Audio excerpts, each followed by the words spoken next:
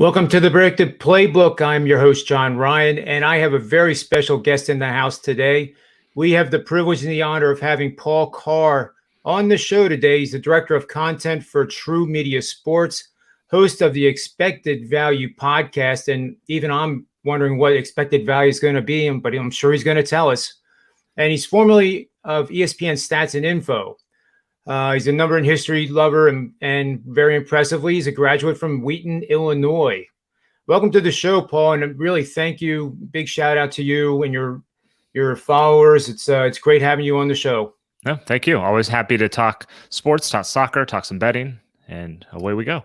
Yeah, well, speaking of betting, before we get to the soccer, which is clearly your expertise, there is that thing called the NFL draft coming up Thursday, and I have had a few conversations with some of the experts that you know about what my bet is. My bet is betting under 17.5 offensive linemen, or not offensive linemen, offensive players.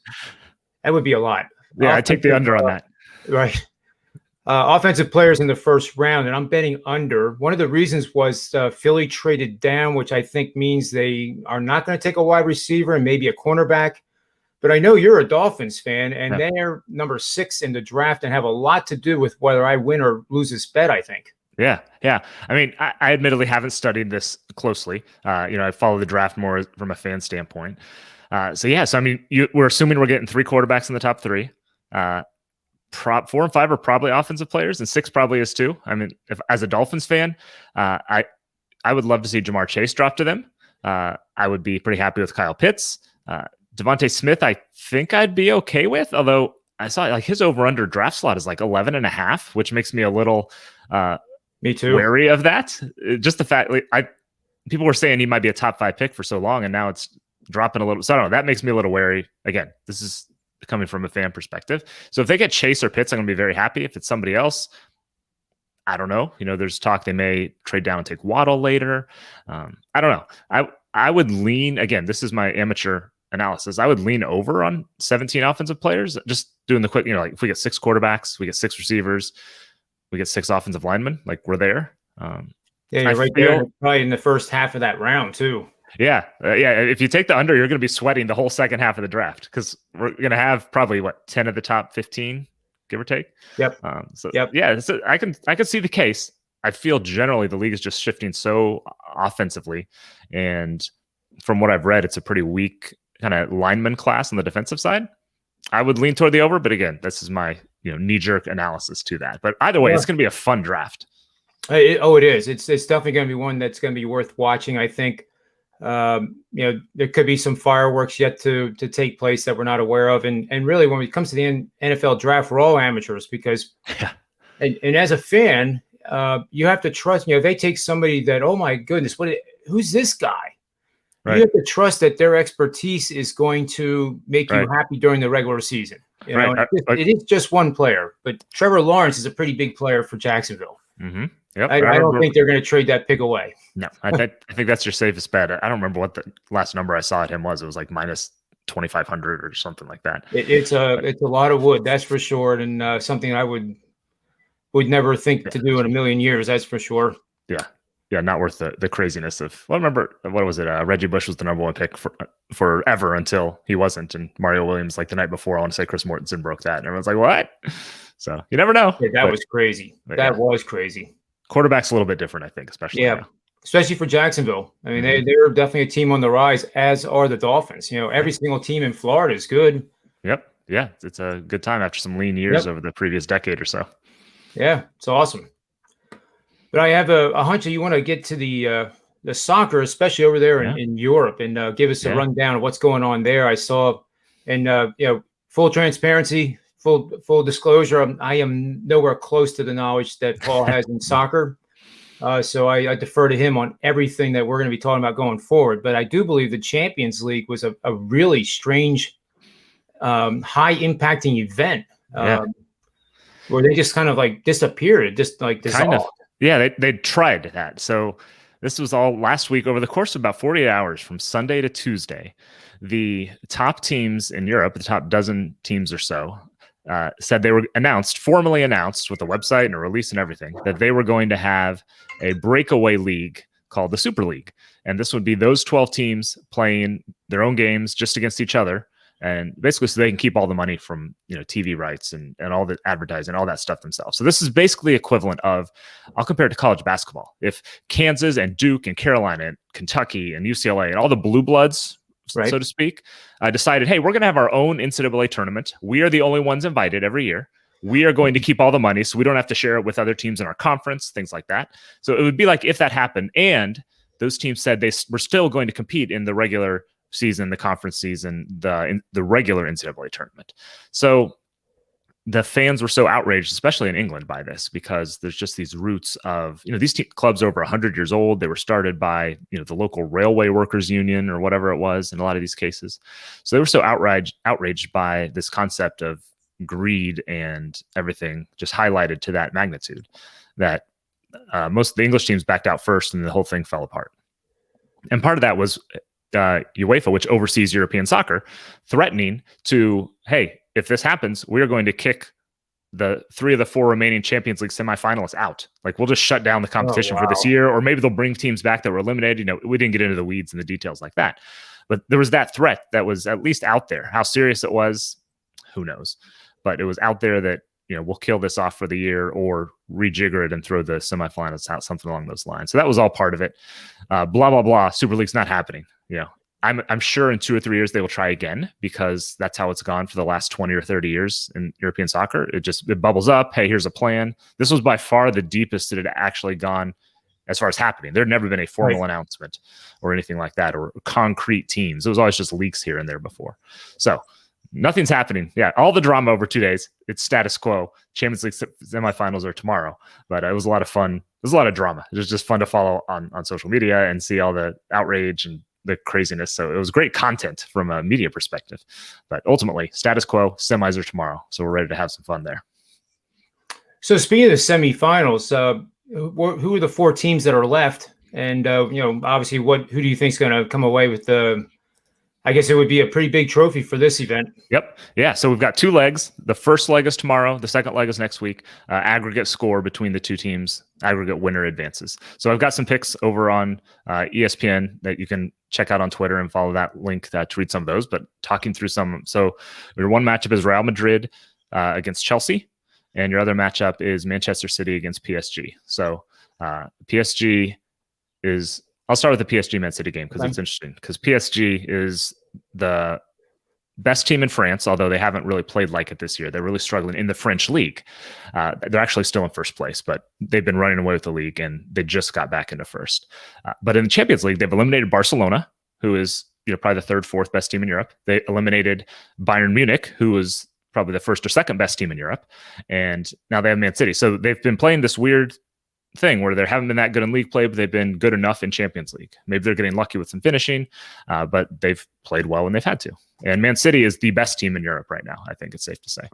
So I don't know how you bet against Man City. I know they could obviously struggle. PSG has a ton of talent, so they have a very high ceiling, but they haven't played anywhere near that ceiling for the most part. So I like Man City in this matchup in the series, and that's the way I would go. I just feel like it's a much safer pick. Like, there's a real chance City just destroys PSG. I don't see that as a possibility the other way. Now, for beginning bettors, if you don't mind, I thought maybe this would be a good thing to hear from you, because it is totally different betting than anything else. There's draws, there's all sorts of things. Can you step us through one of the games of how you would take a beginning bettor to the window and what they need to do? Yeah. So, I mean, there's 2 basic ways to bet on soccer. There's obviously tons of options and props and all that stuff, but the 2 basic ways: you can bet on the goal line, which is, just like you're familiar with betting for baseball or hockey or frankly, the NFL or basketball. Your lines are obviously much smaller because, rarely is a team favored. You'll get super extreme situations where it's like first place Man City against the worst team in the Premier League. 2.5 might be the default number. That's about as high as it will usually get. But you're betting, half a goal. It's usually half a goal, 1 goal, 1.5. So you can bet on the goal line, which is just like anything else. Obviously, if it's an integer, you have a big chance of pushing. So you got to factor that in. So you can bet on the goal line. That's your one way of doing it. The other way is the three-way. So your three-way is you're betting one of three results in the game. You're betting the win, you're betting the draw, you're betting the other team to win. And so those are your two basic options. It can be different. You can usually find alternate lines. If they're favored by half a goal, maybe you'll find it where they're favored by a whole goal, and you obviously get a better price on that. Or maybe it's a goal and a half. You can play almost any line at most places. So you have a default line, and that default line is rarely kind of your standard NFL where it's minus 110 on both sides. Like that's not usually the case, just because games are just not created equally, and you have such a small margin for where you can set that line that they usually use the juice one way or the other to balance that out. So yeah, you have those are your two basic options. You're rarely seeing minus 110 on both sides of things. Rarely, might be overstating it. And I guess you have the over under as well. 2.5 is kind of your default over under, and you go from there. Expected low scoring games will be at 2 sometimes. You'll get up to 3 or 3.5 for the high scoring affairs. So that's kind of your 2-minute intro to soccer betting. There's a lot more to it than that. And I'm still learning as well, but those are your basics. That's really good.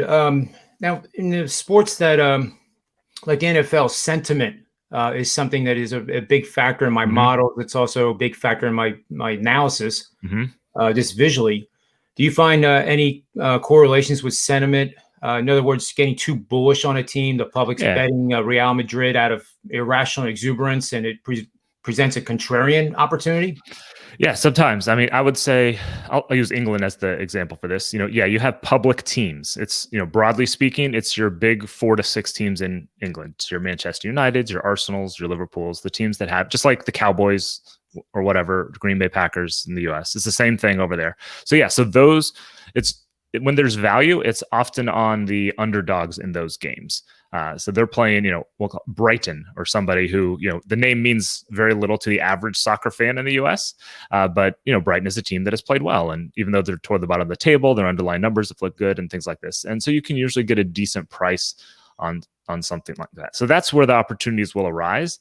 And then if you're looking at futures, it's kind of the same sort of thing, where just like the Cubs always have the lowest odds to win the division or the NL when the Dodgers aren't, going to win 120 games.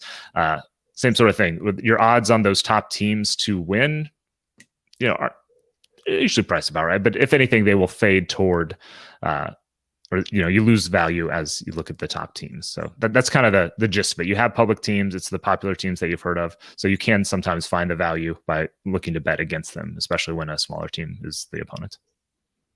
That's terrific. I'm going to share the screen here. This is BetMGM, the odds. I just wanted to give any first-time bettors out there in soccer a shot at this. And let's see here. So now, hopefully everybody can see it. I'll enlarge it here quick.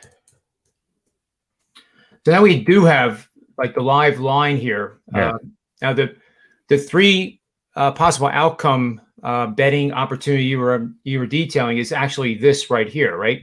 Yep. Yeah. So we're looking at that's Real Madrid, Chelsea. That's tomorrow's game. So Real Madrid plus 130 to win. The draw is plus 220, and Chelsea would be plus 230 win. Then you've got the over under to the right of that. So yeah, so that's how you usually see it laid out like that. We're your home team. It's a little different than, this will vary admittedly by betting sites sometimes, but broadly speaking, your home team is listed first for soccer, especially European soccer.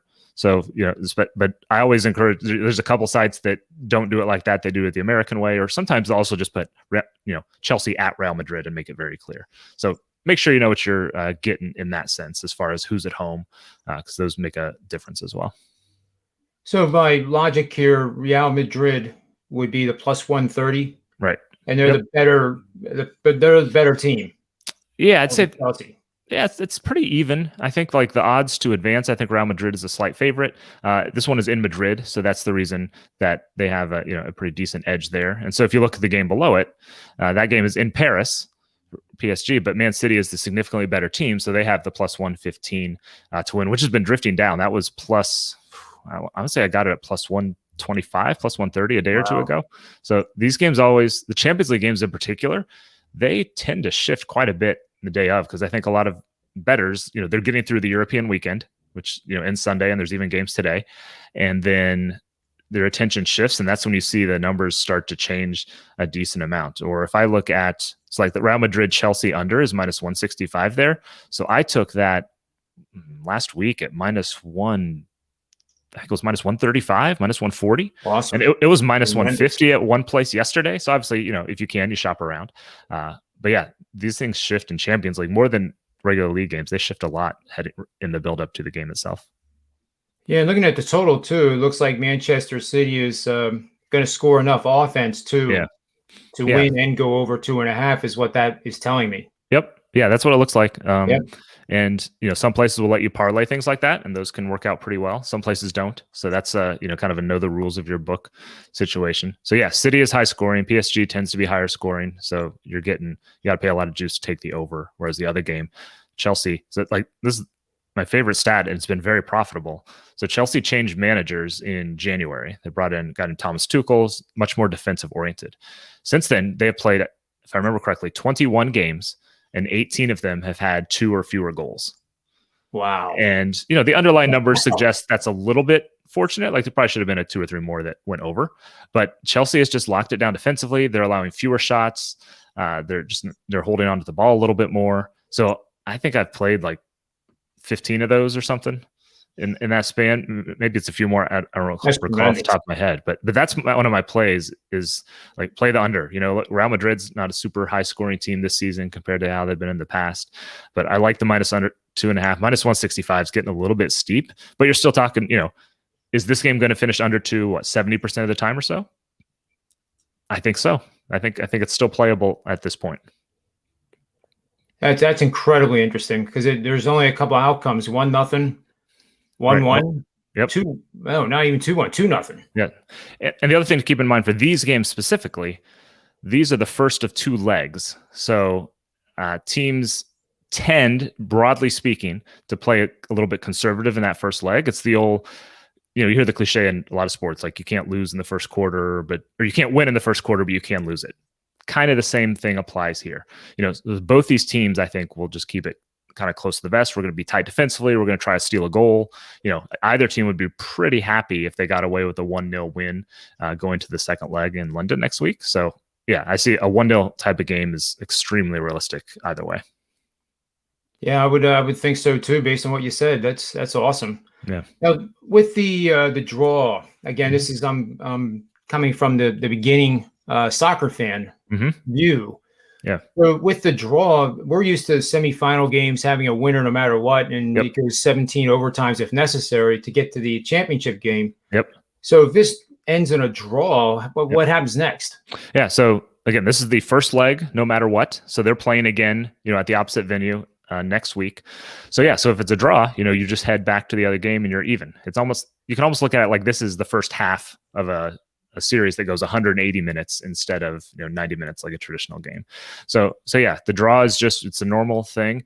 It gets weird. Betting second legs like this is weird.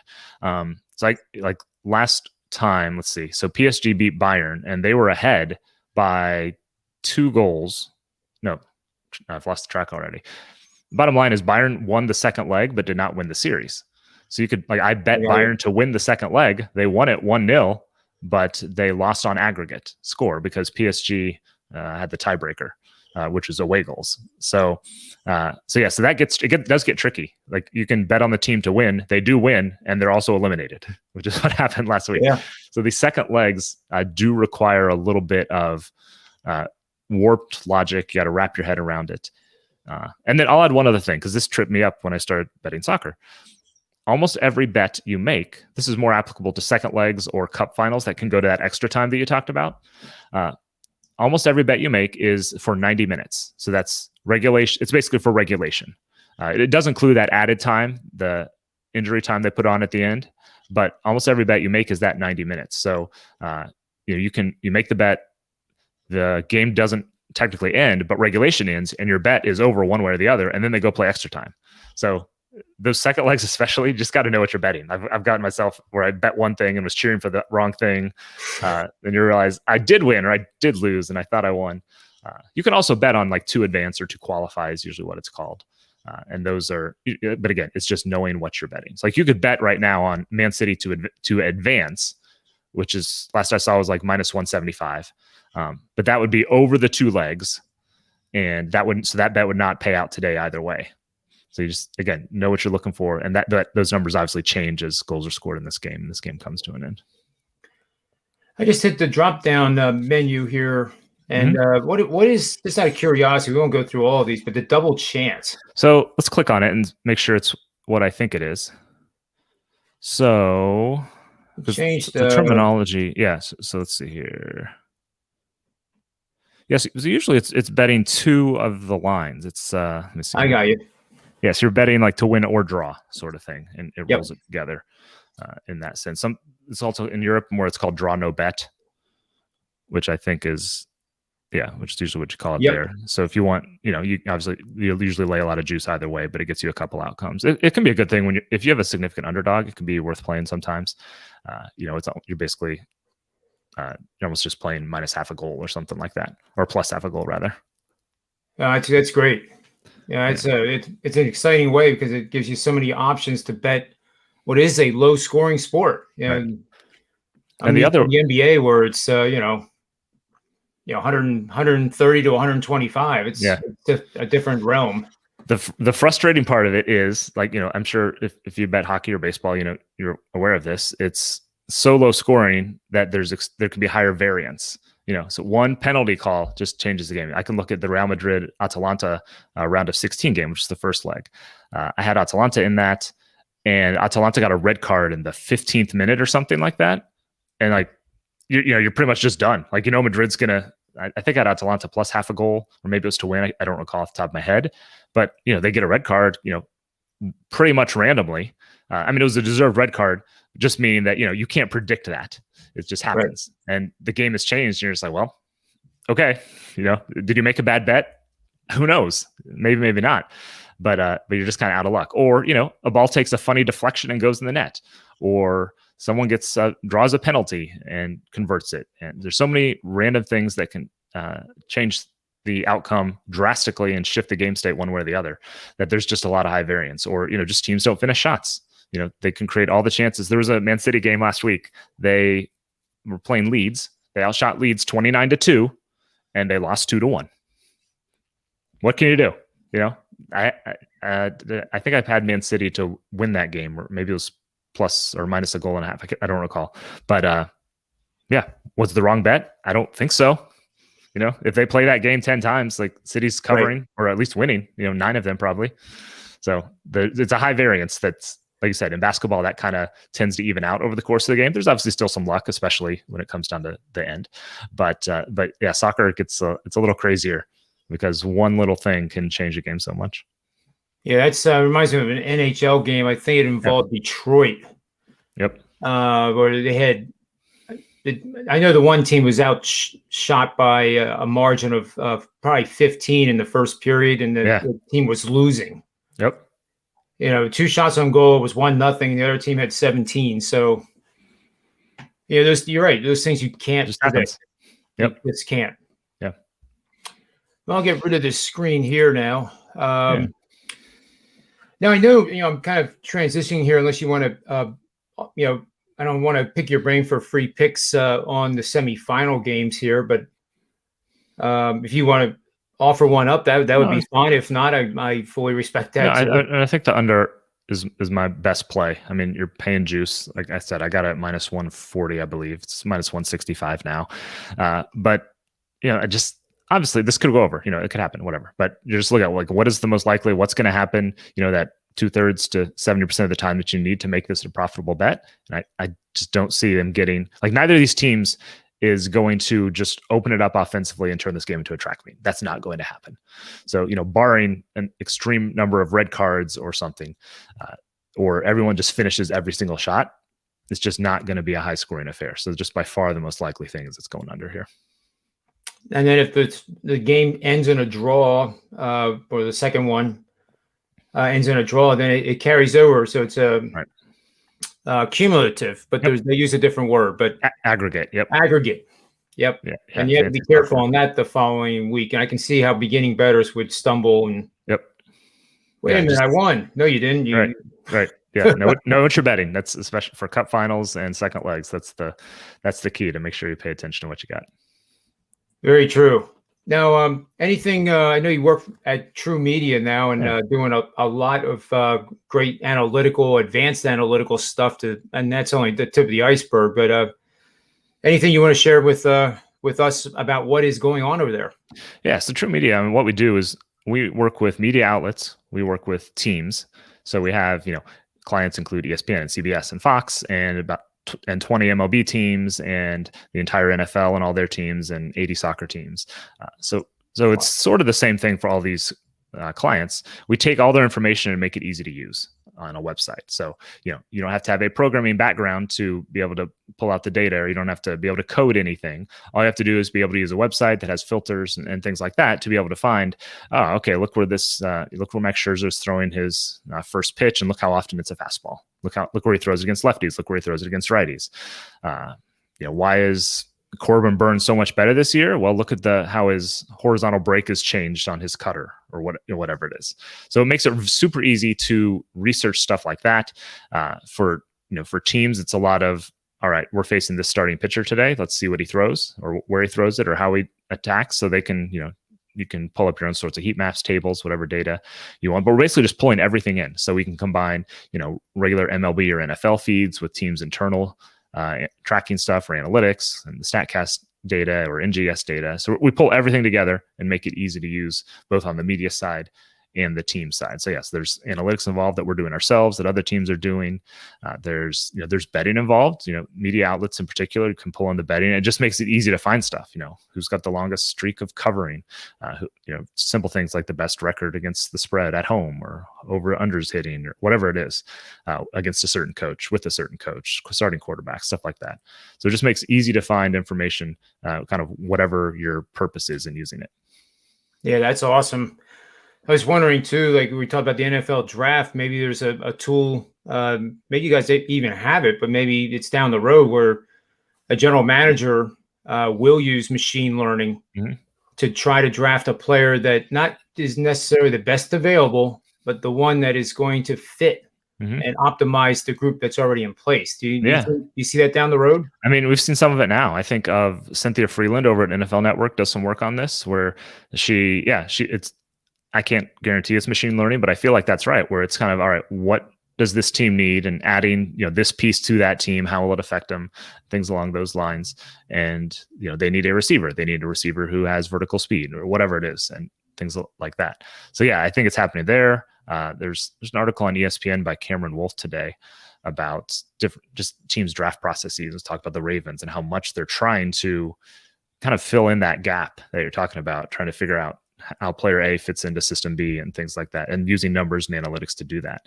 So yeah, I don't know that anyone's solving it, but there's definitely teams, I don't know if most teams is fair, but it might be, that are trying to, just fill in that gap. They're not necessarily using it instead of scouting. They're using it to complement scouting, especially a year like this, where you have different numbers of games played. Jamar Chase hasn't played a game in a year, stuff like that, where you're just trying to get all the pieces to fit together in not a perfect way, but a better way, and make everyone better at what they're doing.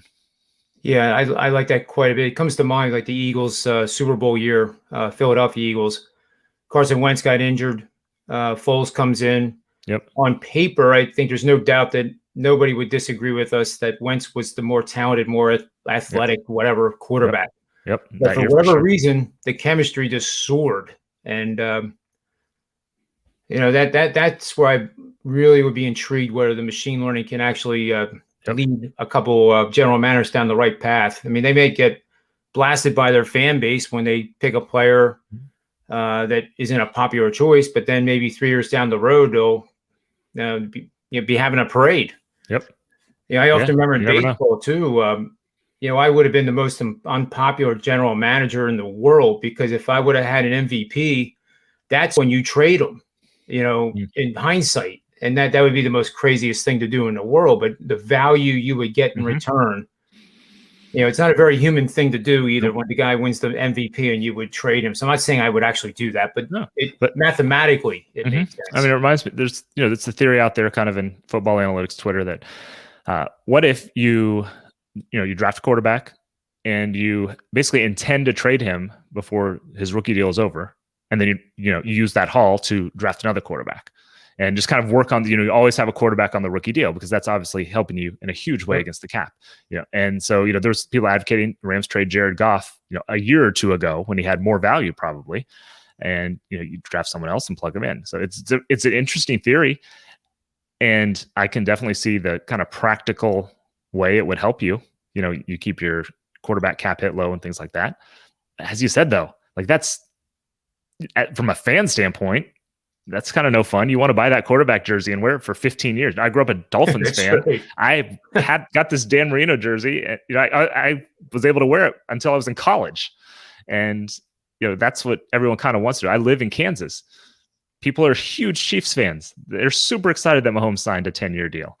They can, again, buy the stuff and enjoy him for pretty much his whole career. So yeah, it would be hard from an emotional standpoint. And that's ignoring the human part of it to where, trying to interact, coaches and players interact together. And if this is how a team operates, how is a rookie going to handle things? That's a more complex thing than I can handle. So yeah, it'd be a great theory. It'd be really hard to put it into practice. Yeah, I definitely agree with that. That's more the scouting of not just scouting the player's talents, but the background. Mm-hmm. Not a background check, but just the background. What kind of character? What type of leader is he? Right. Because you can have like multiple types of leaders too. We see that in the corporate world. Yep. There's lead by example. There's lead by aggression. Yep. So it's all fascinating to me. It really is. Yeah. But do you have anything else you want to add for our first show? Because I hope this is the first of about 500. Because me with the machine learning, the data, and your description of the databases you guys have in place is like heaven for me to listen to. And if I got involved with that, I probably wouldn't sleep for the next week. But that would just be my world. I had a coach on the baseball side tell us last year, his wife was mad at him because he was using the True Media site too much. So that's our goal. Not to ruin marriages, but to become that integral to people, of course. Yeah, that's awesome.